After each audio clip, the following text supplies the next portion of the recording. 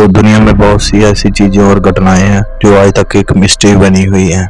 जैसे कि the shroud of ट्यूरन पे जीसस के डेड बॉडी के निशान कैसे आए, तूतनखामुन का खंजर अंतरिक्ष से आया था, क्यों उसने वैज्ञानिकों को ये सोचने के लिए मजबूर कर दिया कि ये खंजर इस दुनिया का है ही नहीं। फैमिली के बच्चे आखिर रहस्यमयी तरीके से कैसे गायब हो गए और क्या पोलक्स सिस्टर का पुनर्जन्म हुआ था, ज़ोडियल किलर कौन था और क्यों इस कोड को कोई आज तक डिकोड नहीं कर पाया है। ऐसी कुछ मिस्ट्रीज आज हम और उन्हें समझने की कोशिश करेंगे, जानते हैं।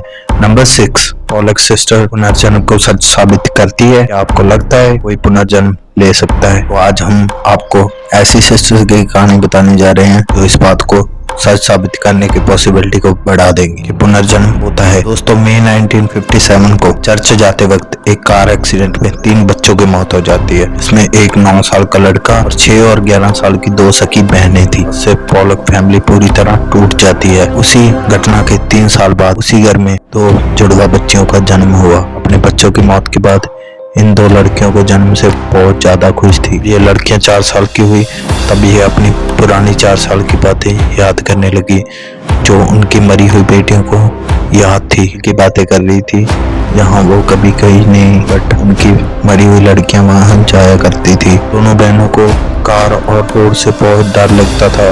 जब पोलक फैमिली ने उनको अपनी मरी हुई बच्चियों को खिलौने दिए तब वो वैसे ही खेल रही थी जैसे उनकी मरी हुई बेटियां खेला करती। शक यकीन में तब बदला जब एक लड़की ने अपनी दूसरी बहन के गोद में सिर रखा हुआ था और दूसरी बहन बोल रही थी, देखो तुम्हारी आंख से खून आ रहा है, यही तुम्हारा कार एक्सीडेंट हुआ है। और इसके बाद पोलक फैमिली को पूरी तरह से यकीन हो गया था कि ये उनकी मरी हुई बेटियां ही हैं। जन्म की ये घटना वाकई किसी मिस्ट्री से कम नहीं है, क्योंकि जन्म उसी घर और उसी माता पिता के थ्रू हुआ था। द श्राउड ऑफ ट्यूरन 14 फुट लंबा एक लिनन का कपड़ा है। इस कपड़े में कुछ खास है जो आज तक एक मिस्ट्री बना हुआ है। दरअसल कपड़े के ऊपर एक आदमी का प्रिंट बना हुआ है जिसे मानते हैं कि ये जीसस क्राइस्ट यानी यीशु मसीह का है। इस कपड़े के ऊपर वैसे ही घाव और बॉडी के निशान है जैसे मरने से पहले यीशु मसीह के डेड बॉडी पे निशान थे। जाता है कि यीशु मसीह की डेथ हुई थी, उन्हें इसी कपड़े में लपेटा गया था, इसीलिए इस कपड़े के ऊपर बॉडी के निशान है। पहली बार 1354 में एक मशहूर योद्धा जफरौदी चारने के पास देखा गया था। उसके बाद इस कपड़े को 1578 में ट्यूरन के कैथेड्रल चर्च में रखा गया। इसे द श्राउड ऑफ ट्यूरन कहते हैं। इस कपड़े को लेकर बहुत सी कहानियां हैं, जैसे कि जब रोमन्स ने जीसस को क्रूसिफाई किया था तब जीसस की डेथ के बाद उन्हें पूरे रीति रिवाजों के साथ एक लिनन के कपड़े में लपेट के दफना दिया गया। जीसस की मौत के 3 दिन बाद मकबरे को दोबारा से खोला गया, तब वहां पे जीसस की डेड बॉडी नहीं थी, बस वही एक लिनन का कपड़ा था, जीसस को लपेटा गया था। इसीलिए ऐसा मानना है कि ये वही लिनन का कपड़ा है जिसमें जीसस को लपेटा गया था। और इसलिए इस कपड़े की बहुत सी रिसर्च की जा चुकी है। इस कपड़े की रिसर्च के दौरान पता चला कि इस पे ग्रीक और यूनानी भाषा के शब्द लिखे हुए हैं जो कि दर्शाते हैं कि ये 1200 या 1300 ईस्वी का है। इस बात से जीसस के साथ इसका कोई भी रिलेशन नहीं बनता है। इसे ये द श्राउड ऑफ ट्यूरन एक मिस्ट्री बना हुआ है। नंबर 4, ऑर्डर फैमिली कहाँ है? सर्जन की मिस्ट्री 1945 क्रिसमस से पहले की रात को स्टार्ट हुई थी। ऑर्डर फैमिली यूनाइटेड स्टेट के वेस्ट वर्जीनिया के एक छोटे से गांव में रहती थी। जॉर्ज सॉर्डर और जेनिस सॉर्डर अपने 10 बच्चों के साथ रहा करते थे। ऑर्डर फैमिली के घर के जब आग लगी तब सभी अपनी जान बचाने के लिए बाहर भागे। जॉर्ज ने बाहर जाके देखा कि उनके 5 बच्चे अभी भी बाहर नहीं आए हैं। घर को पूरी तरह से आग की लिपटों ने घेर रखा था। जॉर्ज ने अपने बच्चों को बचाने के लिए सीडी ढूंढी, वहां पर सीडी नहीं थी, सीडी गायब थी। अपने ट्रक की मदद से उन बच्चों को बचाने की कोशिश की, लेकिन तब कोई भी ट्रक स्टार्ट नहीं हुआ। जब वो अपने बच्चों को बचाने के लिए तरफ भागा, पानी बर्फ में जमा हुआ मिला। जॉर्ज के पड़ोसियों ने फायर ब्रिगेड को कॉल करने की कोशिश की, तब उनका कोई भी फोन काम नहीं कर रहा था। आखिरकार वो घर सुबह तक ऐसे ही जलता रहा। 25 दिसंबर की सुबह इन्वेस्टिगेट करने तब उन्हें 5 बच्चों की डेड बॉडी और कोई भी लाश नहीं मिली। पुलिस ने अपने इन्वेस्टिगेट में पाया कि वहां पे सभी फोन की लाइनें कट की गई थी। जेनी जो बच्चों की मां थी, उससे इन्वेस्टिगेट से पता चला कि आग लगने से 1 घंटा पहले फोन कॉल आया था लेकिन उसने इन सब चीजों पे ध्यान नहीं दिया और इन्वेस्टिगेशन से पता चला कि जॉर्ज के घर के बाहर किसी अनजान व्यक्ति को काफी दिनों से देखा जा रहा था। फैमिली के बच्चों और उस आदमी का आज तक कुछ भी पता नहीं चला है। सॉडर फैमिली ने अपने बच्चों को ढूंढने की बहुत कोशिश की पर वो हर बार नाकामयाब रहे। उस अनजान व्यक्ति का इन सब से कुछ लेना देना था या नहीं, ये आज तक एक मिस्ट्री बना हुआ है।